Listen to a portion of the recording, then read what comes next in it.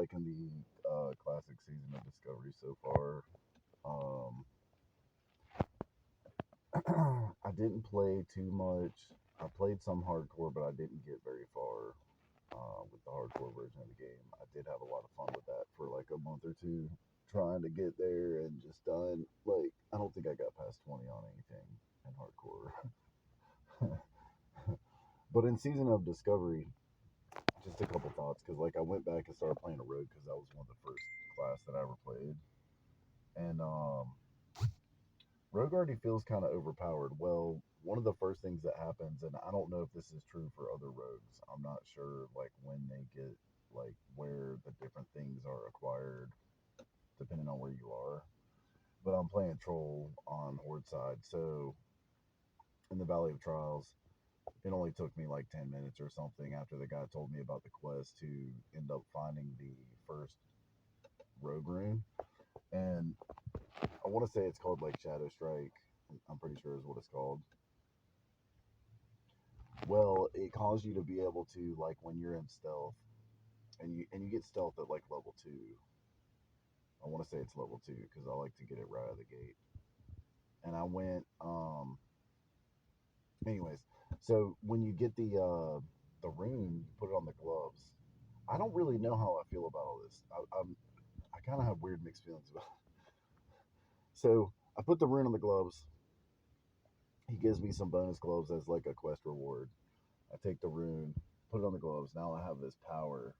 Of course, this is a rogue power. This is like a used when you're stealth power. Um, it definitely kind of feels overpowered for leveling and grinding. I love it because basically what it is, you're in stealth, you hit the button, it takes you immediately behind your target and cause you to strike instantly as you unstealth. So it's kind of combined shadow step and like some kind of basic melee attack. The damage it does upon hitting them is not significant, but the ease of use of just jumping and starting combat just in between different targets is incredible. Because stealth doesn't have a very long cooldown, so if you go fight something and then it's defeated, you stealth, you can jump like something like 20 to 30 yards to the next thing without having to walk over there. This to me is so nice because in the beginning on the troll, or I guess on the road, like no matter who it is, I just really like trolls.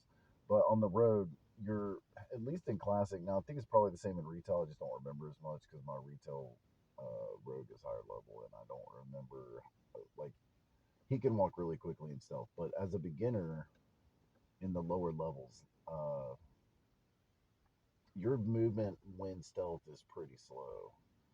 So if you do want to stealth around and start roguing on stuff, if you wanted to backstab or do some kind of rogue attacks where you're taking advantage of your stealth, you're gonna have like a bit of a time just approach travel like in between mobs wise if you like to be stealth all the time.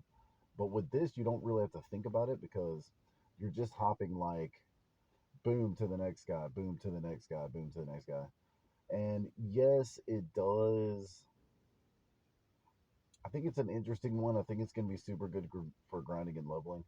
I think it's built kind of in an interesting way to where it's really good for that purpose, but it's never going to be as good as using your traditional rogue methods of like stealthing and creeping up and using your backstabs and all that because it instantly attacks and de-stealths you, and that the attack that it does is not amazing. Um, Maybe it is. Maybe it scales or something. I don't know. Maybe there's a way to boost it, but at the moment, when I hop on something and it's just like it hits them at low level. I mean, I barely have any weapons to speak of. I got like some starting weapons from low level NPCs, um, and you're talking about kind of insignificant damage there, in my opinion, on that because I'm doing like 10 damage as I come out of stealth. You know, 10 damage. Not that much. Like my normal like white attacks or my auto attacks do anything between like I don't know like 6 and like 12 or something like that, and they're not even consistent, of course, because I'm low level. I'm not actually sure why they even do that much because my weapon. I got to go back and understand again how the damages work because my weapon damage is really low. It's like 1 to 3 or something with like a starting dart, like a dagger. Um, Anyways, it's not like a Sinister Strike or something where you might boom 22 damage when you normally hit for like 6 or 9 or something, and now you do 22. Where that works kind of good. That's like a you get like a random chance to critical stuff like that. I don't know. I guess this thing can critical strike. I'm not sure if it can critical strike. Maybe it does have more significant damage than I realized, but I felt underwhelmed by the damage it does upon leaping at them. But here's the thing: instantly starting combat from a distance, from stealth, it really does feel very OP. Like I'm super enjoying it now, especially if you end up in a spot where, like in classic, when you get like a level, you're even leveled or like slightly more powerful than things around you. Like when that happens, it's just you can just grind mobs pretty easily. Well, with this, I mean, you're just hopping around, you know, 1, 2, 3 buttons done, 1, 2, 3 buttons done, and I'm just really loving it. I mean, the rogue feels so powerful with this. I don't know what other ones there are. I did watch some videos about them. I don't really know. I'm doing a thing with mine where I got tired of leveling in Valley of Trials for now because I've done so many characters over there that like I got my stealth and I got the first rune, and then I walked over to Mulgore to Thunder Bluff because I really like the scenery at the Mulgore, and it's been a while since I did the quest. I did have in the retail version of the game. I did have like my second. I think my third character was a Tauren druid, and um, so I leveled in Mulgore with him like way long time ago. But taking the troll over there as a rogue, I gotta tell you, I've been really liking it. The scenery over there is more like like pastures and rolling hills and stuff, and the